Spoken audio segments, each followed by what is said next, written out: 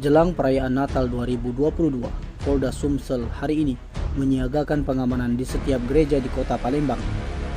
Satu ekor anjing pendeteksi bom Satwa K9 Direktorat Samapta Polda Sumsel diturunkan guna mensterilisasi beberapa gereja besar di Palembang. Tak hanya Satwa K9 yang diturunkan, Polda Sumsel juga menerjunkan personel Datasemen Gegana Subden Jibon atau penjinak bom Sat Brimob Polda Sumsel juga sudah melakukan penyisiran. 4 gereja yang dijaga ketat kepolisian seperti Gereja Katolik Paroki St. Yosep di Jalan Sudirman, Kecamatan Ilir Timur 1 Palembang, Gereja Hati Kudus Jalan Kolonel Atmo, kemudian Gereja Metodis 2 Jalan Kolonel Atmo, dan Gereja Santa Maria Jalan Dr. Sutomo Talang Semut Palembang. Kabid Humas Polda Sumsel Kombes Pol Supriyadi mengatakan pengamanan jelang perayaan Natal dan Tahun Baru 2022, Polda Sumsel bersama Porkompimda Sumsel melaksanakan pengecekan langsung. Menurut Kombes Pol Supriyadi, pengamanan menjelang perayaan Natal 2022 merupakan bagian dari rangkaian operasi Lilin Musi 2022 yang dilaksanakan Polda Sumsel hingga nanti juga perayaan Tahun Baru 2023.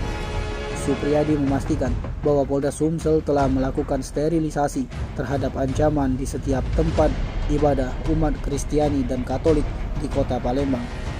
Sebelumnya diketahui dalam gelaran operasi Lilin Musi Natal 2022 dan Tahun Baru 2023, Polda Sumsel menyiagakan sebanyak 3.067 personel gabungan yang bertugas memastikan Kamtibmas di Sumsel.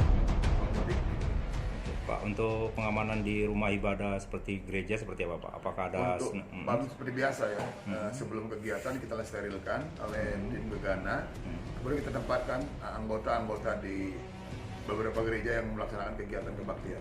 Sniper Pak, mungkin diturunkan lagi Pak? Kita siapkan untuk tim sniper ini. Terus ke titik-titik kerawanan mungkin Pak yang perlu dijaga.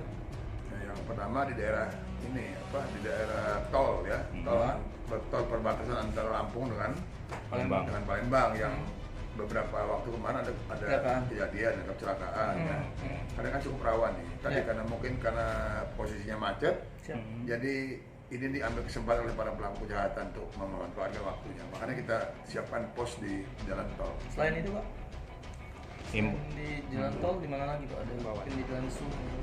Di jalan Sumur kita siapkan. Jadi Pak Dir membuat 3 lintas tengah, lintas timur, lintas barat. Penghubung lah ya. Penghubung. Jadi antara mulai dari Oki dengan Lampung sampai dengan Mubah berbatasan dengan Jambi. Himbauan kita Pak kepada masyarakat yang pertama ya, terkait dengan kegiatan Natal ya silakan melakukan ibadah dengan sebaik-baiknya, namun prokes tetap diperhatikan.